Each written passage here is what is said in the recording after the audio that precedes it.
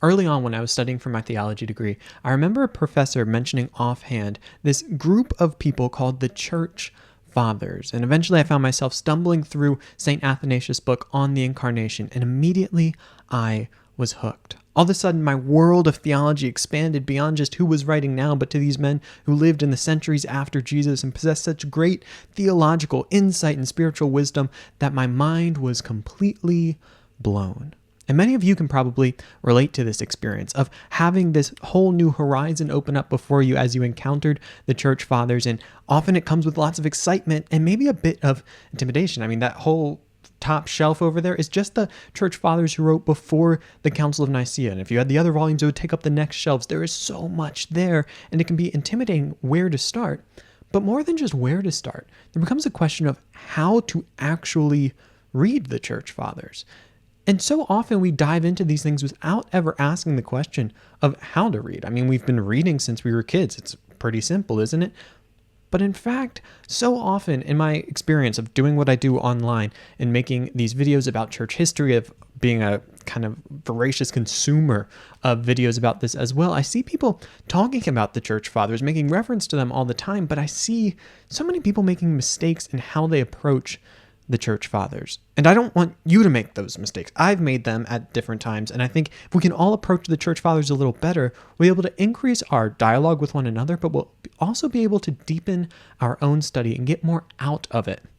And so in this video, I'm going to go over 4 don'ts, 4 things you shouldn't do when approaching the church fathers. Hopefully this will help you in your experience and enable you to deepen your study and appreciation. The first don't is to don't just read excerpts. Now this sounds obvious, but so often we approach the church fathers for a number of reasons, and we'll just go on Google and say, like, what did the church fathers say about X, Y, or Z? We'll say, infant baptism, right? Or what did they say about divorce, or any of these number of things? And what we get are just little snippets. It's kind of equivalent to putting in a search about, like, what does the Bible say about X, Y, or Z? And you get little 1 verses. But the problem here, and it's so obvious, but so many of us still do it with the church fathers, and we do it with scripture as well, is that we don't have the context. We just get these little quotes, which might sound nice or might help bolster our argument for any number of things, but they don't actually help us understand the church fathers as writers, as people.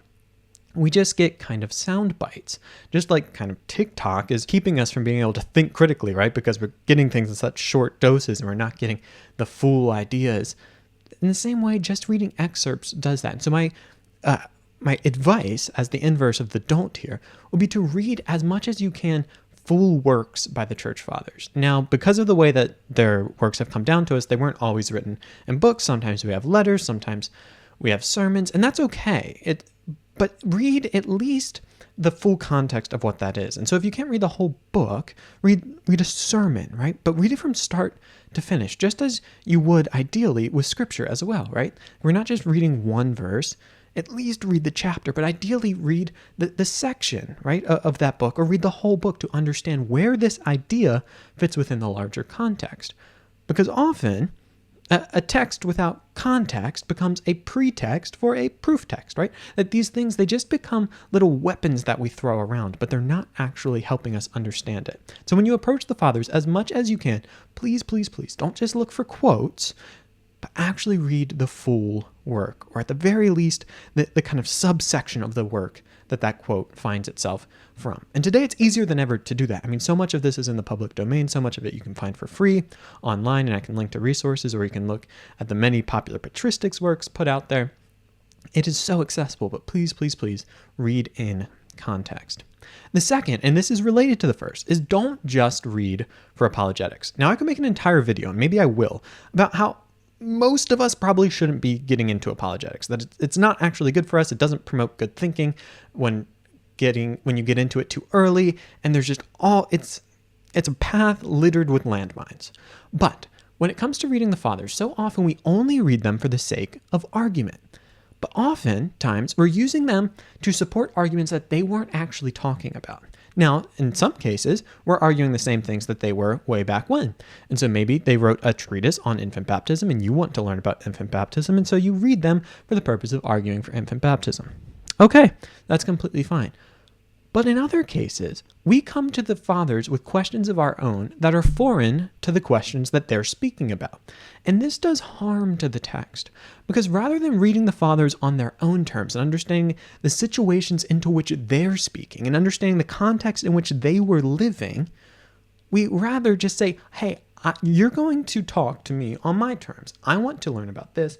So I know you might be addressing this problem and you might be caring about these things, but I'm just going to ignore that. I'm just going to take whatever I can find from you to support the positions that I already have. Of course, this doesn't allow us to understand them correctly.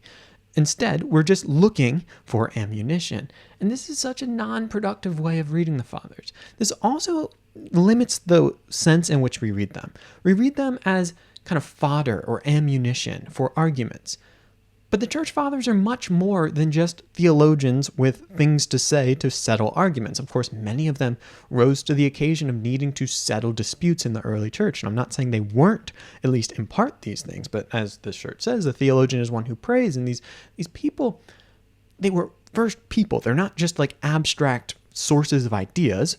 So they're not just brains on a stick. They're people who lived in a time who were also people of faith. And if our reading of the church fathers is only for the intellectual sense, we really do ourselves a disservice here, because they're not just great sources of theological insight, but they're sources of great spiritual wisdom. And so I really encourage you to approach the fathers not just as a source for ideas, but as people who can teach you something, who have this living legacy of people who have lived the faith, right? They weren't just orthodox in their doctrine, but the orthodox in their life. They had orthopraxy, like right living, right practice as well. And seek to learn from them that you might grow in your faith. Because anytime we're interacting with the church fathers in a way that only feeds our mind, but actually does not feed our souls, we're missing the point. And this is so important just as a caveat for apologetics and the way you consume material online and the way you engage in your faith. Your faith should not be about winning arguments. Your faith should be about seeking Christ. And so too in your reading of the fathers. Read them as people. Read them as guides in your journey of faith. Read them caring about what they cared about, seeing what they're addressing, and not just using them for your own ends. And just a quick little plug here. If you want to learn more about the fathers as people, be introduced to their background, I cannot recommend highly enough. It's one of my favorite podcasts. I'm in no way affiliated with them. They don't know I'm doing this. But the Way of the Fathers podcast by Mike Aquilina is just a fantastic introduction if you want like short 20-minute backgrounds to the lives of these church fathers. And that will help color your understanding of them. Because remember, they're not just words on a page. They're not just sources of ideas. They are people from whom you can learn so much.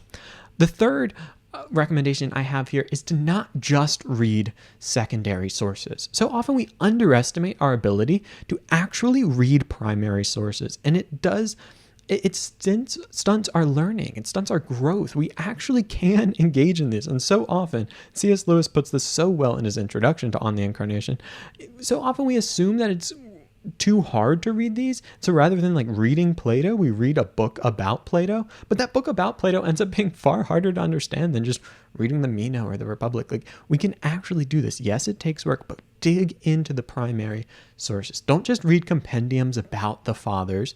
Read the fathers themselves. You can do it. It might take work, but you absolutely can do it. Secondary sources are great, and they have their place, and they allow us to learn more, and they help us to maybe draw out things that we wouldn't know otherwise about the context and the background. Maybe the language, right? There is a language barrier often here, unless you're reading in Greek or Latin. But read the primary sources. You can do it, and it will deepen your engagement with them. The last recommendation I would have here of what not to do would be to don't read alone. Now, on the one hand, there's only reading the secondary sources. There's just always reading the church fathers through someone else. But there's also a danger of reading the church fathers in isolation. Now, if this is all you can do, sure, it's fine. Like, read the book by yourself, and you won't, nothing's going to break. But you'll have such a deeper engagement with any text when you read with others, because they're going to bring perspectives to it. It's like a diamond that glitters in the light every time you turn it. By hearing different voices, you'll be able to get more out of it. And so I really encourage you, as much as you can, read the fathers in community.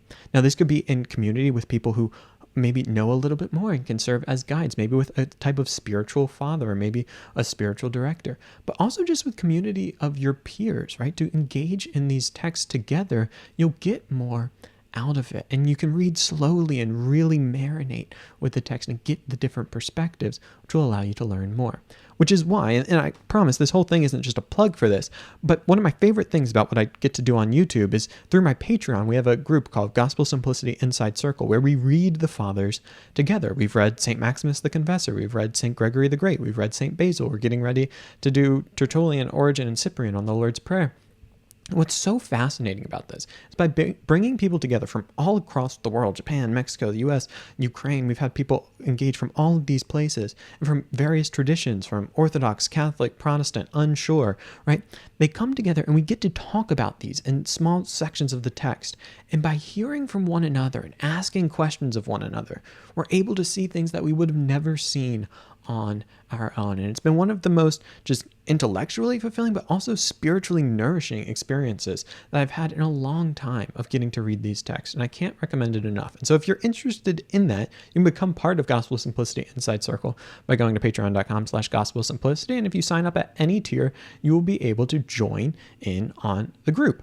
And we're getting ready to start up back at the beginning of October. We meet every other week. We're going to be meeting Tuesdays at 8 p.m. And it's just such an amazing experience. And then as we finish that book, if you're part of Patreon, you get to vote on the next book, which is always really fun.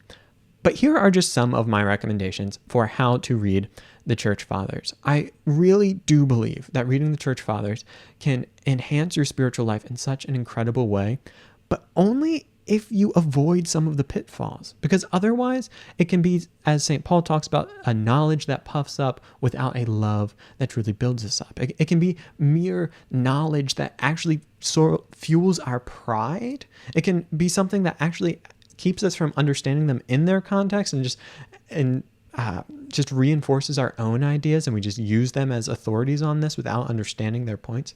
But if we engage the Church Fathers on their own terms, if we read not just excerpts, but we truly read their whole thinking and we engage the questions that they're engaging, not just for apologetics, if we don't just read them through others, but we do read with others, you can get an experience that can truly change your faith. And I know it's changed mine. If you're unsure where to start, there's no right place to start. One of the easy places to start could be with the Ante-Nicene Fathers.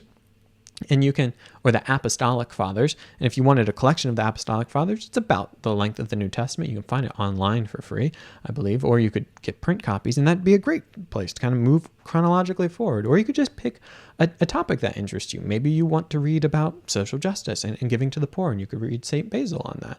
Or you could read about kind of the divinity of Christ, and you could read St. Maximus. Or you could read about the Incarnation, St. Athanasius. Like, there's no shortage of good places to start. The best place to start is whatever you already have.